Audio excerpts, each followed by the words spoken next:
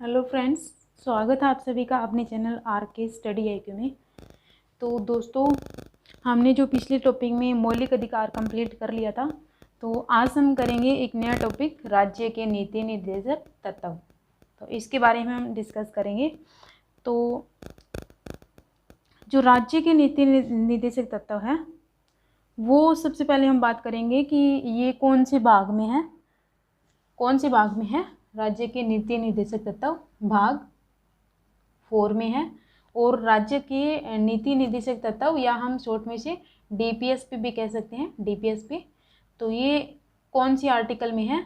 Article है इनका article 36 से 51 तक, 36 to 51। तो डीपीएसपी का वर्णन किस आर्टिकल में किया गया है? 36 to 51 तक जो आर्टिकल है उसमें डीपीएस के बारे में बताया गया है या उनका वर्णन किया गया है। तो जो डीपीएसपी है वो कहाँ से लिए गए हैं? आयरलैंड से। आयरलैंड का जो संविधान है, आयरलैंड के संविधान से डीपीएसपी आयरलैंड के संविधान से लिया गया है। या आपको ये तीनों बातें समझ में आ गई होगी। डीपीएसपी कौन से भाग में है? भाग 4।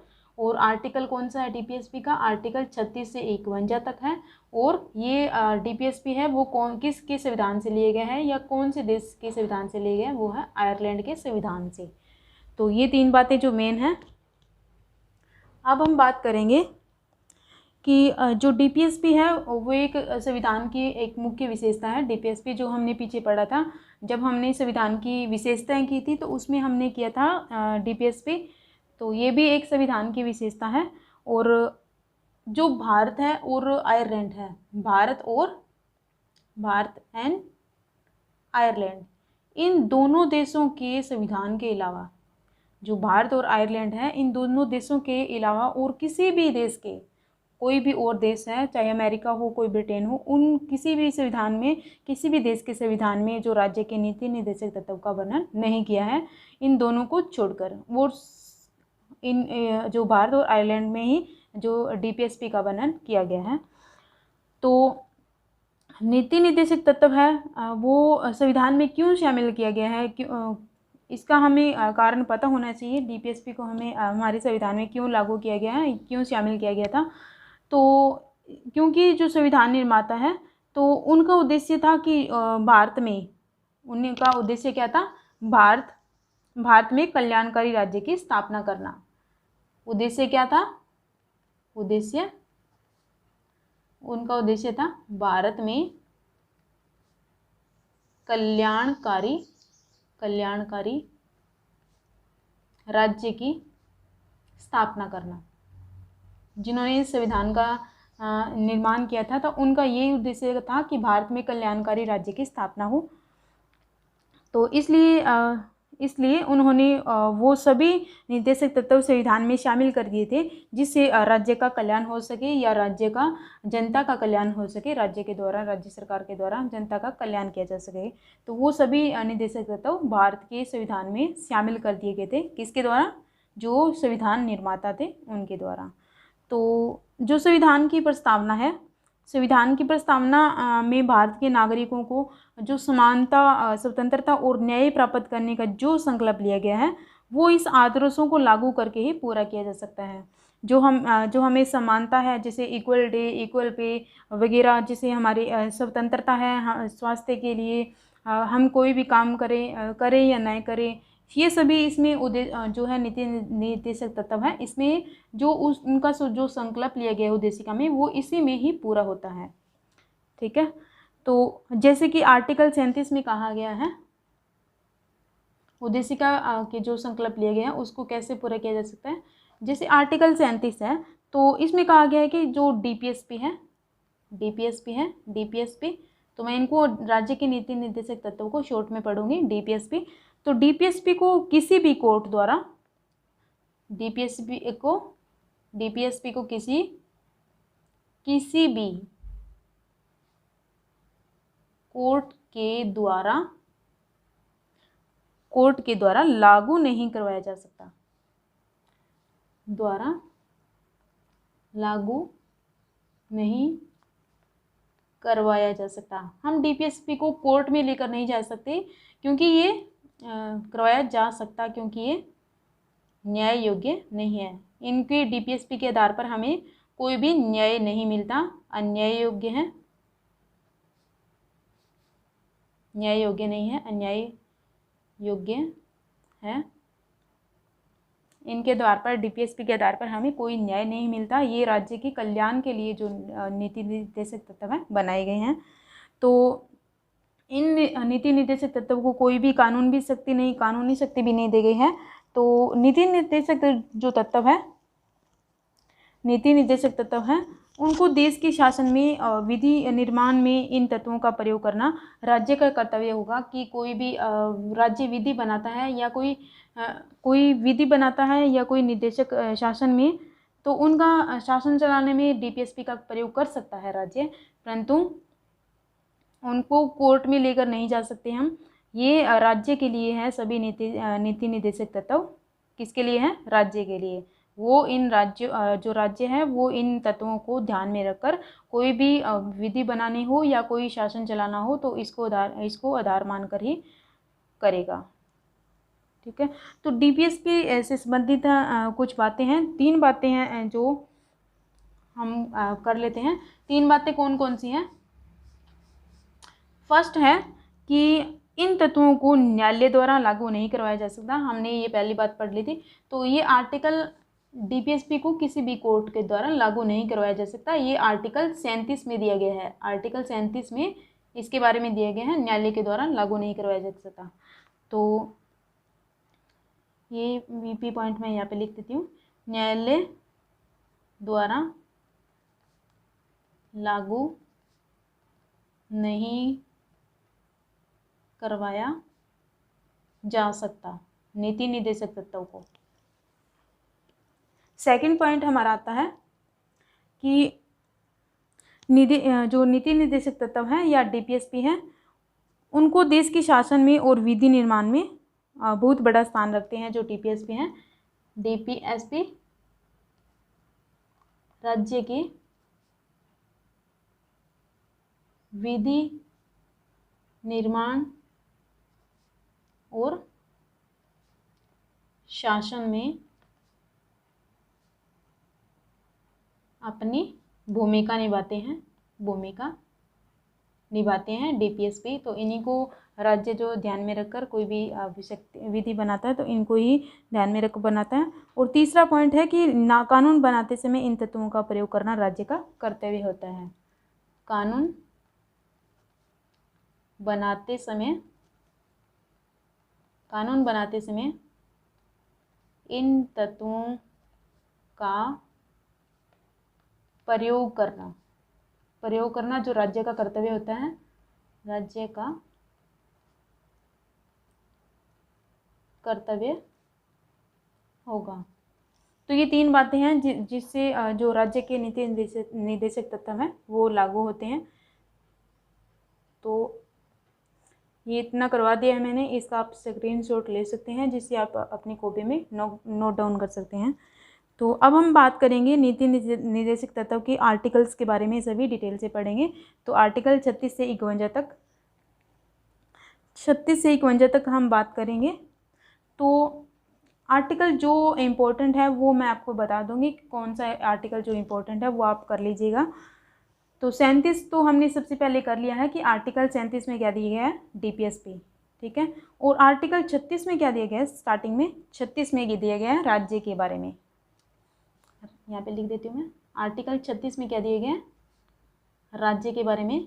राज्य शब्द का वर्णन किया गया है राज्य के बारे में। ठीक है, अब हम बात करेंगे आर्टिकल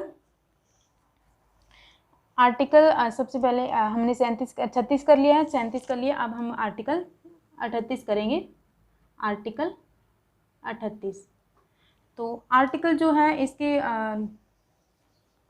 मैंने नोट किया हुआ है जिससे आपका टाइम वेस्ट नहीं होगा, मैं आपको सीधा समझा दूंगी। तो आर्टिकल 36 से जो भी नीति निर्देशक तत्व के जितने भी हैं 51 तक, तो ये आप देख लीजिएगा। सबसे पहले हम बात करेंगे आर्टिकल 38 की, जो मैंने टिक किया हुआ है वो आर्टिकल जो इम्पोर्टेंट है, जो आप याद कर सकते हैं एग्ज़ाम के लिए। तो सबसे पहले आर्टिकल 38 आता है। तो आर्टिकल 38 में या 38 में क्या दिया गया है, राज्य लोक कल्याण, राज्य क्या करेंगे, राज्य लोक कल्याण को बढ़ावा देने के लिए सामाजिक व्यवस्था बनाएगा। तो जो राज्य है,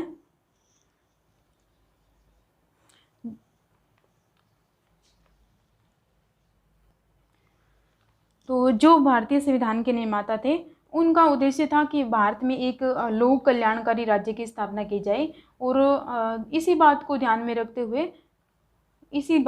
में रखकर जो आर्टिकल 38 और 39 है उसमें आर्थिक सुरक्षा और न्याय की व्यवस्था की गई है। जो आर्टिकल 38 और 39 में किसके बारे में है, आर्थिक सुरक्षा के बारे में है। और आगे जो है आर्टिकल जो है सामाजिक सुरक्षा के संबंधित कौन से आर्टिकल हैं, आर्टिकल जैसे 41 हो गया, 42 हो गया, 43, 45, 46 और 47, ये सामाजिक सुरक्षा के बारे में है। और लास्ट में जो आर्टिकल है सामाजिक कल्याण से संबंधित वो है आर्टिकल 40, 49, 48 और 51। तो ये आर्टिकल है सामाजिक कल्याण के लिए। तो ये जो नीति निर्देशक तत्व है उनका वर्णन किया गया है, अलग अलग वर्गीकरण किया गया है। तो सबसे पहले हम बात करेंगे आर्थिक न्याय की। आर्थिक न्याय में हमने आर्टिकल पढ़ा था 38 और 39 है। तो सबसे पहले हम कर लेते हैं आर्टिकल 38। इसमें क्या दिया गया है, राज्य लोक कल्याण को बढ़ावा देने के लिए सामाजिक व्यवस्था बनाएगा। लोक कल्याण मीन्स जनता के कल्याण के लिए। तो राज्यों को ये निर्देश दिया गया है कि वह लोक कल्याण के लिए सामाजिक व्यवस्था की स्थापना करेगा और करने का प्रयास करेगा जिसमें हर व्यक्ति को सामाजिक, आर्थिक और राजनीतिक न्याय प्राप्त हो। तो ये इस आर्टिकल में कहा गया है, लोक कल्याण को बढ़ावा देने के लिए सामाजिक व्यवस्था बनाएगा। सामाजिक व्यवस्था में सभी आ जाता है, जैसे सामाजिक, आर्थिक और राजनीतिक न्याय के बारे में। ये आर्टिकल 38 में दिया गया है। और आर्टिकल 39 में है राज्य द्वारा अनुसरणीय कुछ नीति निर्देशक तत्व। तो आर्टिकल 39 में क्या कहा गया है, 39 में कुछ राज्यों को कुछ नीति निर्देशक तत्व दिए गए हैं जिनका अनुसरण वो राज्य करे या ना करे, वो उनकी मर्जी है। कानून लागू करने या न करने वो राज्य की मर्जी है कि उसको ध्यान में रखकर बनाए। परंतु संविधान के द्वारा कहा गया है कि राज्य इन जो नीति निर्देशक तत्व है, DPSP है, उनको ध्यान में रखकर जो कोई भी कानून बनाएगा। तो इसके बारे में आर्टिकल दिया गया है, राज्य को कुछ अनुसरणीय कुछ नीति निर्देशक तत्व हैं। तो आर्टिकल 39A में 39A ये इनके सब पॉइंट है। इसमें राज्य को कुछ नीति निर्देशक तत्व को अनुसरण करने के लिए कहा गया है। तो 39A में क्या कहा है कि स्त्री और पुरुष को एक समान जीवन चलाने के साधन उपलब्ध कराने का प्रयास करना। किसको, राज्य का। राज्य स्त्री और पुरुष को एक समान जीवन चलाने के साधन उपलब्ध कराने का प्रयत्न करेगा और समान न्याय और निःशुल्क विधिक सहायता, इसे ये भी कह सकते हैं समान न्याय और निःशुल्क विधिक सहायता। तो ये 39A में है, निःशुल्क विधिक सहायता। तो इसे हम सहायता का अर्थ क्या होता है, एड। हम किसी की सहायता करते हैं तो एड इसका होता है। तो 39 में क्या दिया गया, ए का एड बना दीजिए। एड मीन सहायता करना, ठीक है। निःशुल्क विधिक सहायता या स्त्री और पुरुष को समान जीवन चलाने के लिए, अपना जो है जीवन बताने के लिए उनको कोई भी साधन उपलब्ध कराना, रोजगार उपलब्ध कराना, ये राज्य प्रयास करेगा, प्रयत्न करेगा। आर्टिकल B में क्या कहा गया है, ये आर्टिकल इम्पोर्टेंट है, 39A। आर्टिकल 39B में कहा गया है कि जो राज्य है, राज्य देश के भौतिक साधनों के स्वामित्व और नियंत्रण की ऐसी व्यवस्था करेगा कि अधिक से अधिक पब्लिक हित हो सके। तो भौतिक साधन कौन से होते हैं, जैसे हमारी रेलगाड़ी होगी, कोई कारखाने होंगे वगैरह, सब राज्य जो हमारी सुविधा के लिए वो जो भी साधन उपलब्ध कराता है हमारी व्यवस्था के लिए, तो वो अधिक से अधिक पब्लिक की हित के लिए करेगा। राज्य प्रयास करेगा इसके लिए कि हमें ज़्यादा से ज़्यादा कोई भी साधन उपलब्ध कराए हमारे जीवन के लिए। तो ये आर्टिकल 39B में कहा गया है। आर्टिकल सी में क्या है? आर्टिकल 39C में क्या कहा गया है? 39C में है, संपत्ति और उत्पादन के साधनों का इस प्रकार केंद्रीयकरण न हो कि सार्वजनिक हित को किसी प्रकार की हानि हो। 39C में क्या कहा है? जो राज्य है वो इस बात का भी ध्यान रखेगा कि जो भी संपत्ति है या कोई उत्पादन होता है, कोई प्रोडक्शन होती है, कोई भी ज़मीन होती है, कोई भी उत्पादन होता है, कोई भी फसल वगैरह का, तो उन साधनों का इस प्रकार केंद्रीकरण नहीं होगा, सेंट्रलाइजेशन नहीं होगा कि सार्वजनिक जो हित होता है, पब्लिक हित होता है, उनका किसी प्रकार से हानि हो। मीन्स जो भी फसल होती है वो सेंटर के पास नहीं जाएगी सारी, वो लोगों को अपने पास रखने के लिए भी उनका ध्यान रखेगा राज्य, और राज्य अपने पास भी रखेगा, क्योंकि कोई भी कारण या कोई बाढ़ वगैरह आती है तो वो राज्य उनको दे सके उनके पब्लिक के सार्वजनिक हित के लिए। तो ये केंद्रीयकरण, संपत्ति और उत्पादन के साधनों का इस प्रकार केंद्रीयकरण न हो। तो केंद्रीयकरण को क्या कहते हैं? सेंट्रलाइजेशन। सेंट्रलाइजेशन का सी से स्टार्ट होता है, तो आर्टिकल 39C में सेंट्रलाइजेशन जो भी आए उसमें आर्टिकल सी होगा 39C। तो आप ऐसे याद रख सकते हैं। आगे हम आर्टिकल करते हैं 39D, जो मोस्ट इम्पोर्टेंट है, आर्टिकल 39D। तो इसमें क्या कहा गया है कि राज्य, 39D में क्या कहा है कि राज्य प्रत्येक नागरिक को, चाहे वो स्त्री हो या पुरुष, समान कार्य के लिए समान वेतन का प्रावधान करेगा। कहने का मतलब है कि equal day equal pay, equal day equal pay, समान कार्य के लिए समान वेतन। तो इसमें इक्वल डे की बात कर रहे हैं, तो DP 39D का day, equal day equal pay. तो ये भी आप इसी तरीके से याद रख सकते हैं कि स्त्री और पुरुष को, हर व्यक्ति को समान कार्य के लिए समान वेतन मिलेगा। ये आर्टिकल 39D में दिए गए हैं, जो मोस्ट इम्पोर्टेंट आर्टिकल है। अब हम बात करते हैं आर्टिकल 39E की। 39E में क्या दिया गया है?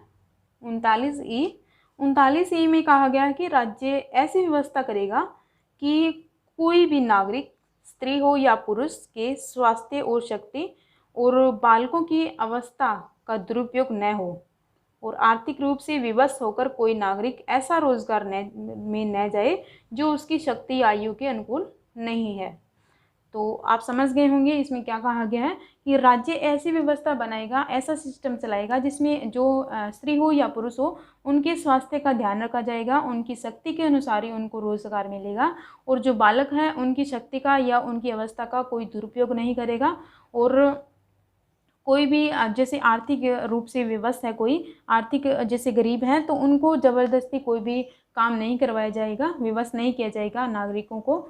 और उनके जो नागरिक की या कोई व्यक्ति की शक्ति होती है, कोई भी पावर होती है, जैसे कोई व्यक्ति छोटा है तो उनको काम छोटा ही मिलेगा, कोई हल्का काम मिलेगा। तो ये नहीं कि जो व्यक्ति कोई कमज़ोर है तो उनका हैवी काम दे दे, नहीं, ये नहीं होगा। उनकी शक्ति के अनुसार ही, उनकी आयु के अनुसार ही उनको रोजगार मिलेगा। तो ये आर्टिकल 39E में दिए गए हैं। ठीक है, ई का आप समझ लीजिए एम्प्लॉयमेंट के बारे में, रोजगार के बारे में। आगे हम आर्टिकल करते हैं आर्टिकल 40 के बारे में। आर्टिकल 40 में क्या कहा गया है? Article 40, 1 second. आर्टिकल 40 में है ग्राम पंचायतों के गठन के बारे में। ग्राम पंचायतों के गठन के बारे में आर्टिकल कौन सा है? आर्टिकल 40। तो ये आपने याद रखना है, ये भी आर्टिकल जो इम्पोर्टेंट है, आर्टिकल 40। तो इसमें क्या कहा गया है? आर्टिकल 40 में इसमें ग्राम पंचायतों के गठन के बारे में कहा गया कि राज्य है, राज्य पंचायतों के गठन के लिए कदम उठाएगा। राज्य है जो राज्य पंचायतों के गठन के बारे में या उनको ग्राम पंचायत बनाने के बारे में कदम उठाएगा, और उनको उतनी शक्ति और अधिकार प्रदान करेगा जितने में वह स्वयं अपने कार्य कर सके। जैसे कोई भी पंचायत वगैरह हो, उनका कोई अधिकार है कि आप अगर अपने गांव में कोई भी सड़क बनानी हो या कोई न्याय करना हो तो उनको शक्ति दी गई है पंचायत को राज्य के द्वारा। तो ये है राज्य द्वारा ही उनको शक्ति या उनके अधिकार दिया जाता है। तो ग्राम पंचायतों के गठन के बारे में आर्टिकल कौन सा है? आर्टिकल 40। नेक्स्ट आर्टिकल करेंगे हम, आर्टिकल है 41, 41 आर्टिकल। 41 आर्टिकल में क्या दिए गए हैं? इसमें कहा गया है कि राज्य यह प्रयास करेगा कि जो सभी नागरिक हैं उनको अपनी योग्यता के अनुसार रोजगार व शिक्षा प्राप्त कर सके और बेकारी, बुढ़ापा और असमर्थता आदि दशा में सार्वजनिक सहायता प्राप्त कर सके। तो सभी नागरिक हैं, उनकी जो अपनी योग्यता है उनके अनुसार, योग्यता और शिक्षा के अनुसार अपना जो रोजगार प्राप्त कर सकता है कोई भी नागरिक। आर्टिकल 41 के तहत योग्यता के तहत अपनी जो शिक्षा या रोजगार प्राप्त कर सकता है। और जो बेकारी है, कोई बुढ़ापा है, बुढ़ापे के समय या कोई व्यक्ति असमर्थ हो जाता है काम करने की दिशा में, तो उनको पब्लिक हित के लिए, उनकी सहायता के लिए, जैसे कोई वृद्धाश्रम हो गया, कोई जैसे बच्चों का आश्रम हो गया, इसलिए इस तरह जो आश्रम बनवाए जाएंगे राज्य के द्वारा, ये आर्टिकल 41 में दिए गए हैं। आर्टिकल 41 में क्या दिए गए हैं? कुछ दिशाओं में कुछ जो काम होता है या शिक्षा और लोक सहायता पाने का अधिकार जो आर्टिकल 41 में है। अब आर्टिकल करते हैं हम आर्टिकल 42। आर्टिकल 42, इसमें क्या दिया गया है कि व्यक्तियों को अपनी अनुकूल और अपनी इच्छा अनुसार ही कार्य करने पड़े। तो ये, या इसमें हम कह सकते हैं कि काम की न्याय संगत और मानवोचित दशाओं का प्रसूति सहायता का उपबंध करना। तो इसका अर्थ होता है कि राज्य ऐसा प्रयास करेगा कि व्यक्तियों की जो अपने अनुकूल या कोई अपनी इच्छा होती है, इच्छा अनुसार कार्य कर सकता है, इच्छा अनुसार, या अपने जो वातावरण होता है अपने एनवायरनमेंट के अनुसार कोई इच्छा के अनुसार कार्य कर सकता है। तो ये आर्टिकल 42 में दिया गया है। आई होप कि आपको समझ में आ रहा होगा और आपको अच्छे से दिख भी रहा होगा।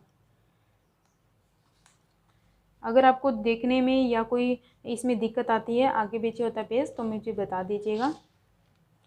अब हम आर्टिकल करेंगे आर्टिकल 43। इसमें क्या कहा गया? आर्टिकल 43 में कर्मकारों और मजदूरों के जीवन निर्वाह के लिए मजदूरी के बारे में या वेतन के बारे में आर्टिकल 43 में दिए गए हैं। तो राज्य इस बात का प्रयत्न करेगा, इसमें आर्टिकल 43 में क्या प्रयत्न करेगा? राज्य इस बात का प्रयत्न करेगा कि जो भी कृषि और उद्योग में लगे सभी मजदूरों को, कोई भी कारखाने में लगे हैं या खेतों में कोई मजदूर लगे हैं, तो उनको अपनी जीवन चलाने के लिए पूरा वेतन मिल सके। तो उनका जीवन स्तर, जिससे उनका जो जीवन स्तर है वो ऊपर उठ सके और वो अपना अवकाश का भी सही प्रयोग कर सके, इसके बारे में आर्टिकल 43 दिया गया है। कर्मकारों या मजदूरों के जीवन निर्वाह के लिए या उनके जीवन स्तर को ऊपर उठाने के लिए ये आर्टिकल दिया गया, उनको सही वेतन मिल सके। तो ये ज़्यादातर आर्टिकल किसके लिए? वेतन के बारे में, वेतन उनको पूरा मिल सके उनके काम के लिए। तो ये आर्टिकल 43 है, ठीक है। अब हम आर्टिकल करते हैं नेक्स्ट। अब आर्टिकल आता है आर्टिकल 44। आर्टिकल 44 में क्या दिए गए हैं? इसमें दिए गए हैं राज्य प्रत्येक नागरिक को एक समान नागरिक संहिता प्राप्त कराने का प्रयास करेगा। राज्य प्रत्येक नागरिक को एक समान नागरिक संहिता प्राप्त कराने का प्रयास करेगा।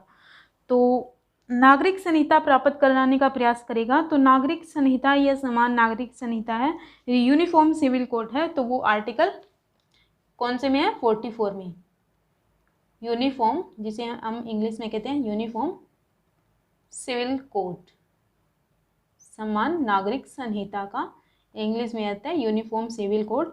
तो ये कौन से राज्य में लागू है? तो ये है गोवा में। गोवा में यूनिफॉर्म सिविल कोड लागू है। अब हम नेक्स्ट आर्टिकल करेंगे, आर्टिकल 45। आर्टिकल 45, तो इसमें क्या दिया गया है? इसमें कहा गया है कि जो राज्य है जो 14 वर्ष तक के जो सभी बच्चे हैं उनको निःशुल्क और अनिवार्य शिक्षा प्रदान कराने की व्यवस्था करेगा। निःशुल्क और अनिवार्य means free and compulsory, free and compulsory education प्रदान कराने का प्रयास करेगा। ये इस आर्टिकल में दिया गया है। तो ये जो फ्री एंड कंपल्सरी एजुकेशन प्रदान कराने का जो प्रावधान कौन से संविधान संशोधन के द्वारा किया गया था? तो ये किया गया था 86वें संविधान संशोधन कब हुआ था? 2002 में। तो ये आर्टिकल जो तभी जोड़ा गया था, तभी इसमें शामिल किया गया था कि जो 14 साल तक के बच्चे हैं उन सभी बच्चों को फ्री एंड कंपल्सरी एजुकेशन जो प्रदान करवाना, ये आर्टिकल 45 में जोड़ा गया था। कब? 86वें संविधान संशोधन 2002 के द्वारा।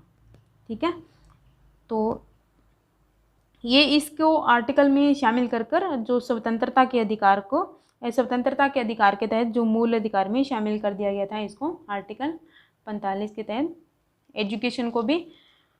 अब आगे हम बात करते हैं आर्टिकल 46 की। आर्टिकल 40 आप देख लीजिएगा, जिस पे टिक लगे हैं वही आर्टिकल इम्पोर्टेंट है, और आपको इम्पोर्टेंट तो है, जो करने तो हमें सभी होंगे, सभी हमें पता होना चाहिए। क्या पता ये भी आर्टिकल जो दूसरा भी आ सकता है। तो आर्टिकल 46 में क्या दिया गया है? इसमें दिया गया है कि जो जनता है, राज्य जनता के दुर्बल वर्गों, जैसे कोई विशेष वर्ग है जैसे SC हो गया, ST हो गया, तो इनकी शिक्षा संबंधी हितों की विशेष सावधानी से उन्नति करेगा और सामाजिक अन्याय तथा सभी प्रकार के शोषण से रक्षा करेगा। तो इसमें समझ गए होंगे आप, जो राज्य है वो विशेष जो जाति है जैसे SC ST को कैटेगरी है, तो उनकी शिक्षा के हितों की जो उन्नति के लिए और उनके सामाजिक न्याय के लिए और सभी प्रकार के जो शोषण है उनकी रक्षा करेगा राज्य, उनके हित के लिए। तो ये है SC ST के लिए आर्टिकल 46। आप ऐसे समझ लीजिए का SC के लिए जो है 4 नंबर है और ST के लिए 6 नंबर है। SC के लिए 4 नंबर और ST के लिए 6 नंबर, तो ये मिलकर हो गया 46। ठीक है, SC ST के लिए जो आर्टिकल कौन सा है? 46। नेक्स्ट आर्टिकल करते हैं, आर्टिकल 47। 47 में क्या दिया गया है? 47 में दिया गया है कि जो राज्य लोगों के जीवन स्तर और स्वास्थ्य को सुधारने के लिए प्रयास करेगा और स्वास्थ्य के लिए हानिकारक जो भी पदार्थ हैं उनके प्रयोग करने पर प्रतिबंध लगाएगा। समझ गए होंगे आप। आर्टिकल 47 में क्या दिया गया है कि जो भी लोग हैं उनके जीवन स्तर को ऊपर उठाने और उनके स्वास्थ्य के सुधार के लिए, या उनका स्वास्थ्य अच्छा रहे तभी उनका जीवन स्तर जो ऊपर उठ सकेगा, इसके लिए जो उनके स्वास्थ्य के लिए जो भी हानिकारक पदार्थ है या कोई दवाई बनाई गई है उस पर प्रतिबंध लगाना राज्य का कार्य है। तो ये आर्टिकल 47 में दिए गए हैं। 47 जीवन स्तर के बारे में है या स्वास्थ्य के सुधार के बारे में है। आगे आर्टिकल आता है आर्टिकल 48। आर्टिकल 48 में क्या दिया गया है? आर्टिकल 48 में दिया गया है कि राज्य, आर्टिकल 48 के तहत दिए गए हैं कि राज्य कृषि और पशुपालन को आधुनिक और वैज्ञानिक बनाने का प्रयास करेगा। पशुपालन और कृषि को आधुनिक बनाने का प्रयास करेगा और विशेषकर दुधारू और वाहक पशुओं की नस्लों के संरक्षण के और सुधार के लिए उनकी हत्या को रोकने का प्रयास करेगा। तो ये पशु और कृषि पालन के बारे में है कि जो हमारी जो एग्रीकल्चर है उसको और पशुपालन को आधुनिक और वैज्ञानिक बनाने का प्रयास करेगा। जैसे कोई दुधारू पशु है या वाहक पशु है तो उनकी जो नस्लें होती हैं उनका संरक्षण करेगा। जैसे विशेष नस्ल होती है गाय की होती है, गाय की कौन सी नस्ल होती है वो, जैसे अभी गाय के लिए होगी साहिवाल नस्ल, और जो भैंस के लिए होगी मुर्रा नस्ल वगैरह। जो अच्छी नस्ल है उनकी संरक्षण के लिए और उनके सुधार के लिए या उनकी हत्या को रोकने के लिए राज्य प्रयास करेगा। तो ये आर्टिकल 48 में दिए गए पशु और राज्य कृषि के बारे में। आगे आर्टिकल है आर्टिकल 48 ए के बाद ए, तो ए जोड़ दिया गया है इसमें आर्टिकल 40 ए। आर्टिकल 40 ए में क्या दिया गया है, इसमें दिया गया है कि जो राज्य है, राज्य देश के पर्यावरण के संरक्षण तथा वन और वन्य जीवों की सुरक्षा का प्रयास करेगा। जो हमारा इन्वायरमेंट है, सभी राज्य मिलकर जो देश का जो इन्वायरमेंट है उनका संरक्षण करेगा, उनके बचाने का प्रयास करेगा, कोई प्रदूषण वगैरह न हो उसको ध्यान में रखेगा। और जो वन है, जो जंगल है हमारी, तो उनकी सुरक्षा और जो वन्य जीव हैं जंगल में रहते हैं उनकी भी सुरक्षा या उनकी सिक्योरिटी के लिए प्रयास करेगा, उनको बचाया जा सके। तो ये आर्टिकल 48 ए में दिए गए हैं। ठीक है, आगे आर्टिकल आता है आर्टिकल 49। आर्टिकल 49 में क्या दिए गए हैं, आर्टिकल 49 में दिए गए हैं कि जो राज्य है, इसमें इसके तहत कहा गया है कि जो राज्य है वो प्रत्येक राष्ट्रीय महत्व के प्रत्येक स्मारक, ऐतिहासिक रुचि के स्थानों और वस्तुओं का संरक्षण करेगा। जैसे कोई राष्ट्रीय महत्व के स्मारक हो गए, कोई जैसे आगरा का किला हो गया, कोई भी मंदिर हो गया, या कोई ऐतिहासिक रुचि के स्थान हो गए जिसे हम कोई वहाँ पे पर्यटन जा सके उनको देखने के लिए, तो वो हो गए। कोई भी वस्तु हो गई वहाँ पे रखी हुई, जैसे पुराने सिक्के हो गए, कोई भी बर्तन वगैरह मिले हैं हमें हड़प्पा सभ्यता में, कोई भी सिक्के या कुछ भी चीज़ मिली है, तो उनको बचाने का प्रयास कौन करेगा, वो राज्य का कर्तव्य है कि राष्ट्रीय महत्व की जो भी चीज़ें हैं उनको बचाए, उनको सिक्योरिटी करें। तो ये राज्य का कर्तव्य है 49 में। ये आर्टिकल भी इम्पोर्टेंट है। आगे आर्टिकल आता है आर्टिकल 50। आर्टिकल 50 क्या दिया गया है, आर्टिकल 50 कर दीजिए आप इसमें। तो राज्य न्यायपालिका को कार्यपालिका से अलग कर सकता है, जो न्यायपालिका है उसको कार्यपालिका से अलग कर सकता है। ये आर्टिकल 50 में दिया गया है। 50 में कार्यपालिका से न्यायपालिका को अलग होना या अलग कर सकता है राज्य। ये इजी जो है आर्टिकल 50 करना या न्यायपालिका और कार्यपालिका को अलग करना। आगे आर्टिकल आता है आर्टिकल 51। आर्टिकल 51 में क्या दिए गए हैं, इसमें दिया गया है कि जो अंतर्राष्ट्रीय शांति और सुरक्षा तथा भारत की विदेश नीति से संबंधित निर्देशक तत्व है। जैसे कोई भी विदेश में कोई अंतर्राष्ट्रीय इंटरनेशनल जो शांति बनाना या पीस के लिए या सिक्योरिटी के लिए, और जो भारत की विदेश नीति है वो लागू कराने के लिए संबंधित जो नीति निर्देशक तत्व है वो आर्टिकल 51 में आते हैं। कौन सी आर्टिकल में, आर्टिकल 51 में अंतर्राष्ट्रीय शांति और सुरक्षा तथा भारत की विदेश नीति से संबंधित निर्देशक तत्व, ये इसमें दिया गया है। आगे आता है आर्टिकल 51A। आर्टिकल 51A ये मोस्ट इम्पोर्टेंट आर्टिकल है। ये किसके बारे में है, मूल कर्तव्य। मूल कर्तव्य कौन से आर्टिकल के तहत शामिल किए गए थे, आर्टिकल इनका 51 जो है, इसमें आर्टिकल 51A शामिल कर दिया गया था। ए सब पार्ट बनाकर इसको मूल कर्तव्य इसमें जोड़ दिए गए थे।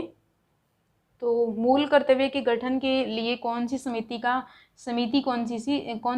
गठन किया गया था, समिति थी स्वर्ण सिंह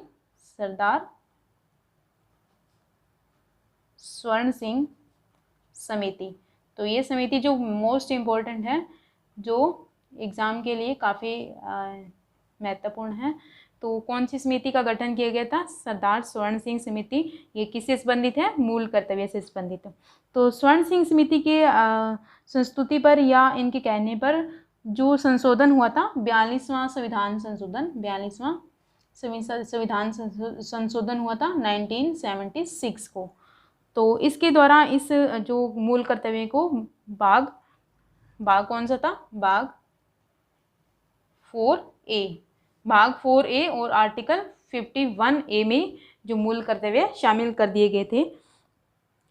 तो मूल कर्तव्य की बात कर रहे थे हम, मूल कर्तव्य। तो मूल कर्तव्य भाग 4A में और आर्टिकल 51A में शामिल कर दिए गए थे। तो आर्टिकल जब इसमें जो शामिल किए गए थे भाग मौलिक कर्तव्य, तो उस टाइम सबसे पहले इसमें टोटल आर्टिकल 51A में और भाग 40A में तो कुल 10 मौलिक कर्तव्य जोड़े गए थे। फंडामेंटल ड्यूटीज शामिल की गई थी, 10 ड्यूटीज। सबसे पहले जब इसको मूल कर्तव्य को शामिल किया गया था, उस सरदार स्वर्ण सिंह समिति की कहने पर उनके जो संविधान संशोधन करके उसमें कुल टोटल जो 10 फंडामेंटल ड्यूटीज शामिल की गई थी। और जो बाद में उसके बाद में जो और संशोधन हुआ था, जो कब हुआ था, 86वां संविधान संशोधन हुआ था 2002 में। तो इसके तहत जो 11वां जो ड्यूटीज़ हैं, 11वीं मूल कर्तव्य है, उसको शामिल किया गया था। मूल कर्तव्य को 11वां जो मूल कर्तव्य है उसको शामिल किया गया था। कब? 86वें संविधान संशोधन द्वारा शामिल किया गया। तो 11वां जो मूल कर्तव्य है वो कौन सा है?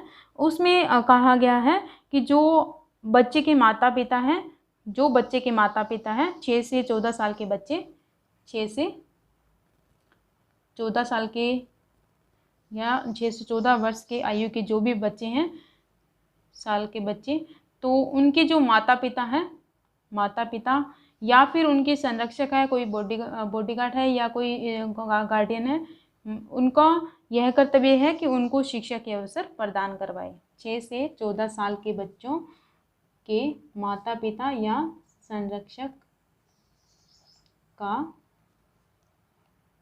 यह कर्तव्य है कि वह अपने बच्चे को शिक्षा प्रदान करवाए, शिक्षा या एजुकेशन प्रदान करवाए। तो ये है 11वां मूल कर्तव्य, जो 11वां फंडामेंटल ड्यूटीज़ 86वें संविधान संशोधन 2002 में शामिल की गई थी। तो अब हम बात कर लेते हैं कि जो फंडामेंटल जो ड्यूटीज़ हैं हमारी कौन कौन सी है, वो मैं आपको बोलकर बता देती हूँ। जो फर्स्ट ड्यूटी है हमारी वो क्या है? इसमें कहा गया है कि जो संविधान का पालन करें और उसकी आदर्शों और संस्थाओं या राष्ट्र ध्वज है या हमारा तिरंगा है और राष्ट्रगान का आदर करें। ये जो है फर्स्ट फंडामेंटल ड्यूटीज़ है। फर्स्ट ड्यूटीज़ दी गई है हमारी, क्या है इसमें? संविधान का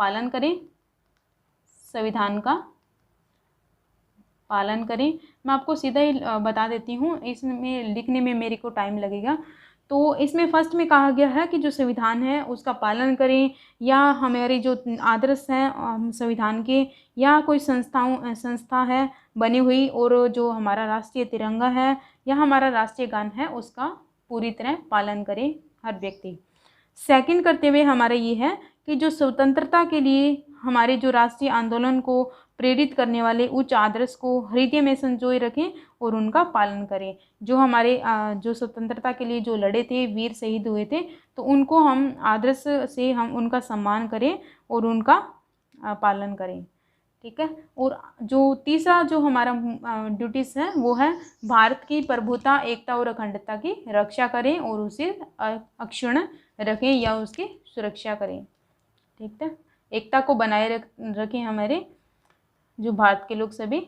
और फोर्थ ड्यूटी है देश की रक्षा करें और आह्वान किए जाने पर राष्ट्र की सेवा करें। कोई भी आह्वान या कोई भी दुविधा हो तो उस टाइम राष्ट्र की सेवा करें। फिफ्थ जो है फंडामेंटल ड्यूटीज़ हैं, उसमें कहा गया है कि जो भारत के सभी लोग हैं उनको समरसता और प्रभुत्व की भावना का विकास करें, जो धर्म, भाषा, क्षेत्र या वर्ग पर आधारित या भेदभाव से परे हो। ऐसी प्रथाओं पर का त्याग करें जो स्त्री के सम्मान के विरुद्ध हो। ये 5th में है। और 6 में क्या दिया गया, 6 में है जो संस्कृति है हमारी, संस्कृति की गौरवशाली परंपरा का महत्व समझें और उसका परीक्षण करें, उनको बनाए रखें जो हमारी संस्कृति है। और 7th में है कि प्राकृतिक जो पर्यावरण है उसके जिसके अंतर्गत वन, झील और नदी, वन्य जीव और उनकी रक्षा करें सभी की, और उनका संवर्धन करें और तथा प्राणी मात्र के प्रति दया भाव रखें। और 8 नंबर पे ड्यूटी आती है वो है वैज्ञानिक दृष्टिकोण, मानववाद और ज्ञानार्जन तथा सुधार की भावना का विकास करें। और जो 9th ड्यूटी है वो है सार्वजनिक संपत्ति को सुरक्षित रखें और हिंसा से दूर रहें। 9th नंबर पे क्या है, संपत्ति को सुरक्षा करें जो सार्वजनिक हित की है, तो और जो हिंसा से दूर रहें। और जो 10th नंबर पे है वो है व्यक्तिगत और सामूहिक गतिविधियों के सभी क्षेत्रों में उत्कर्ष की ओर बढ़ने का सतत प्रयास करें और जिससे राष्ट्र निरंतर बढ़ते हुए उपलब्धि की ओर या नई ऊंचाइयों को छू सके। जैसे कोई भी ऐसा काम करें जिससे हमारे राष्ट्र का हमारे जो है उन उपलब्धियों से ऊंचाई छू सके, हमारे कोई भी ऐसा काम व्यक्ति करे देश के, भारत के देश के। और जो लास्ट ड्यूटी है वो 11वीं ड्यूटी जो हमारी जोड़ी गई थी 86वें संविधान संशोधन द्वारा, वो कौन सी है कि 6 से 14 वर्ष के जो भी आयु के बच्चे हैं उनके माता पिता या संरक्षण उनको बच्चों को शिक्षा के अवसर प्रदान करवाएगा। तो ये 11 ड्यूटीज़ थी, तो मैंने आपको बोलकर बता दी है। तो आज का टॉपिक है जो हमारा यहीं पर कंप्लीट होता है। अगर आपको ये वीडियो अच्छी लगती है तो आप अपने दोस्तों को भी बताइएगा कि जो मास्टर कैडर की तैयारी के लिए ये ग्रुप जो बहुत अच्छा है, आप अपनी तैयारी कर सकते हैं। Thank you so much for discussion.